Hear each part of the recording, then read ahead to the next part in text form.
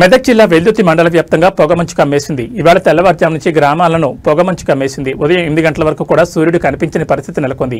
వాతావరణంలో మార్పుల కారణంగా మంచు కురుస్తూ పొగ కమ్మేయడంతో వివిధ ప్రాంతాలకు వెళ్లే వారికి ఉదయం ఇబ్బందులు ఏర్పడ్డాయి. గ్రామాలు ఊటీ అందాలను తలపిస్తున్నాయి.